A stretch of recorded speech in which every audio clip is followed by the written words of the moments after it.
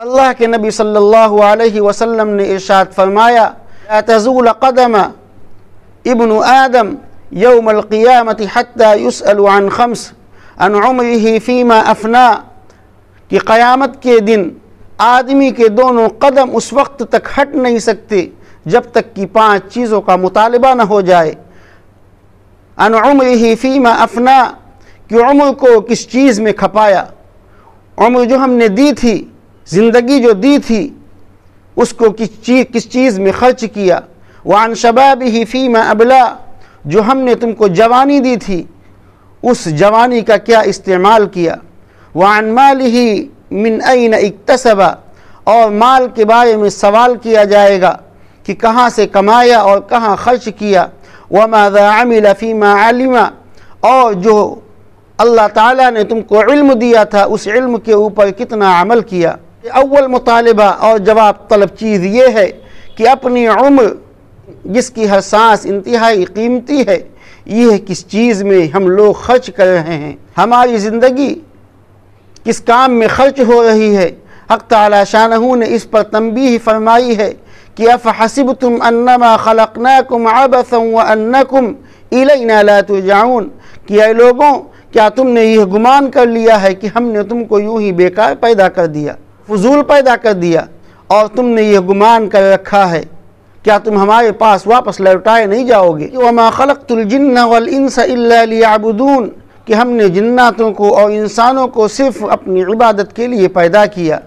ایسی حالت میں ہر شخص کو اپنی زندگی کے پورے اوقات کا جائزہ لینا چاہیے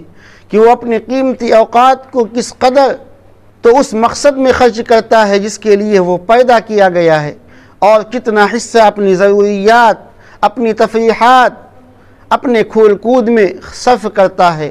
آپ ایک شخص کو دکان پر رہنے کے لیے ملازم رکھتے ہیں،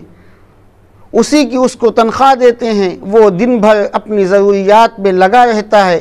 چند منٹ کو 1 پھیرا 2 پھیرا دکان پر لگا لیتا ہے، کیا آپ گوارا کر لیں گے کہ اس کو پوری تنخواہ دیتے رہیں؟ اگر نہیں تو پھر اپنے متعلق آپ کے کیا عذر ہے کہ حق تعالی شانہ نے آپ کو صرف اپنی عبادت کے لیے پیدا کیا۔ وہ خالق و مالک ہر وقت آپ کو اپنی عطاؤں سے نوازتا ہے، اور آپ اپنے فضول کاموں میں لگے ہوئے ہیں، عمریں گزار دیتے ہیں اور اپنے آپ کو تسلی دیتے رہتے ہیں کہ 5 وقت نماز میں حاضری تو دیتے ہیں، اور کیا ہو سکتا ہے؟ غور کیجئے کہ یہ جواب اپنے نوکروں سے آپ برداشت کریں گے؟ حق تعالی شانہ کا انعام اور احسان ہے کہ اس نے تمام اوقات کی عبادت فرض نہیں فرمائی، بلکہ اس کا بہت سا تھوڑا سا حصہ فرض کیا ہے، اور اس میں بھی اگر ہم کوتاہی کریں تو یقیناً کتنا بڑا ظلم ہوگا۔ حدیث پاک کے اندر دوسرا مطالبہ یہ ہے، جوانی کی قوت کس چیز میں خرچ کی؟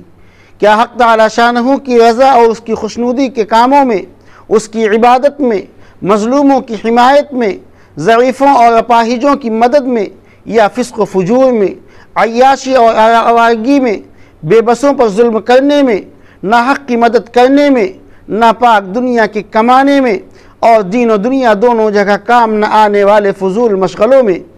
کس چیز میں اس جوانی کو خرچ کیا؟ اس کا جواب ایسی عدالت میں دینا ہے کہ جہاں پر نہ کوئی وکالت چل سکتی ہے، نہ جھوٹ چل سکتا ہے، نہ مکاری چل سکتی ہے، نہ آپ کی زبان کام آ سکتی ہے، جہاں کی خفیہ پولیس ہر وقت ہر آن آدمی کے ساتھ رہتی ہے، اور یہی نہیں بلکہ خود انسان کے اعضاء وہاں پر گواہی دیں گے۔ اللہ تعالیٰ کا ارشاد ہے کہ الیوم نختم علی افواہہم وتکلمنا ایدیہم وتشہد ارجلہم بما کانوا یکسبون، کہ آج یعنی قیامت کے دن ہم ان کے منہ پر مہر لگا دیں گے تاکہ وہ لغو باتیں نہ کر سکیں، ان کے ہاتھوں سے ہم باتیں کریں گے، ان کے پاؤں گواہی دیں گے اس چیز کی جو کچھ وہ کیا کرتے تھے۔ یعنی جہاں یہ اعضاء اپنے گناہ گنوائیں گے، وہاں بہت سے نیک کام بھی گنوائے جائیں گے۔ تیسری چیز حدیث پاک کے اندر جو بتائی گئی وہ یہ ہے کہ مال جو حاصل کیا کس ذریعے سے حاصل کیا تھا، جائز تھا یا ناجائز تھا۔ حضور اقدس صلی اللہ علیہ وسلم کا ارشاد ہے کہ آدمی ناجائز طریقے سے جو مال حاصل کرتا ہے، اگر اس میں سے صدقہ کرے گا تو قبول نہیں ہوگا، خرچ کرے تو برکت نہ ہوگی، اور جو ترکہ چھوڑ دے وہ اس کے لیے جہنم کا ذخیرہ ہوگا۔ چوتھی چیز، اللہ کے نبی صلی اللہ علیہ وسلم نے ارشاد فرمائی کہ مال کو کہاں خرچ کیا۔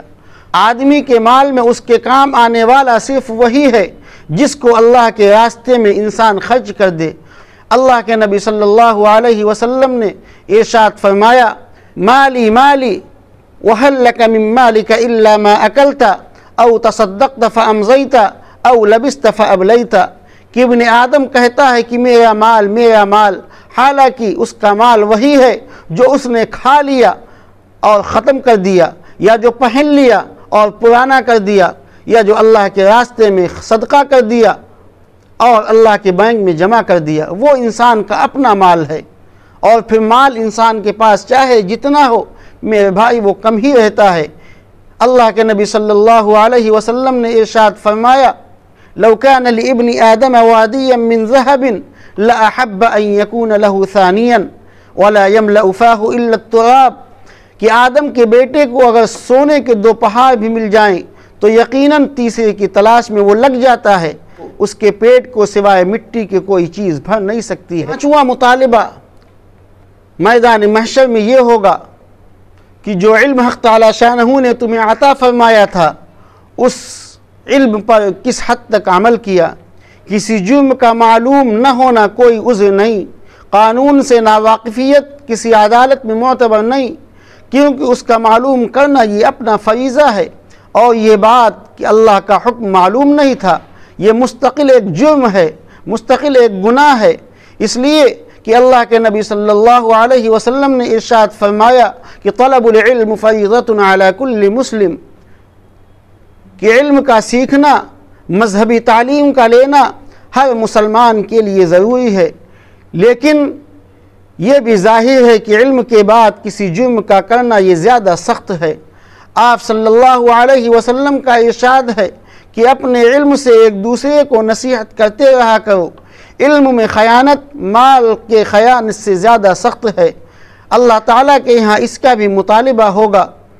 اور یہ مضمون بہت سی احادیث میں آیا ہے کہ جس شخص سے علم کی کوئی بات پوچھی جائے وہ اس کو چھپائے تو قیامت کے دن اس کے منہ میں آگ کی لگام